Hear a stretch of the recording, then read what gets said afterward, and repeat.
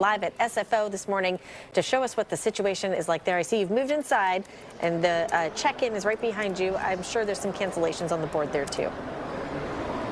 Yeah, no doubt about it, Allie. Good morning to you. Well, you see, of course, we're in the holiday travel season here. People are in line waiting to get checked in, get their holiday travel started with, of course, minimal headaches this morning. And you got to really appreciate where we live and the weather we have around here in the San Francisco Bay Area, because when you compare our cancellations to places like Boston or Denver, where they have cancellations up to the 200s, that's where things really get into some big headaches here. And it's really those airports that are affecting what we're seeing here back at home.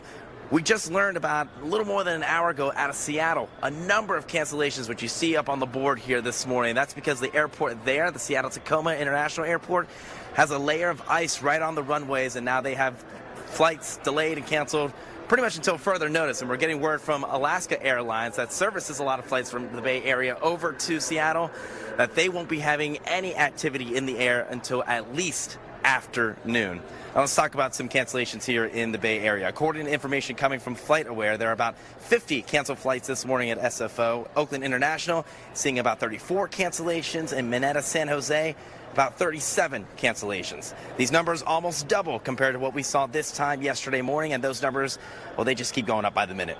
Spoke to one passenger early this morning coming home from Colorado Springs, a flight that's really not that far away. It shouldn't take that long to actually get here. But he went through delays, a cancellation, multiple reroutes, all in a span of just a few hours before finally getting on a plane to San Jose.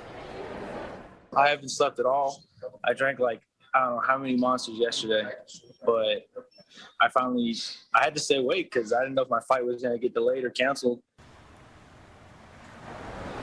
Local airports report travel levels keep inching closer to pre-pandemic numbers. That's why you see it just as packed as you've ever seen it before.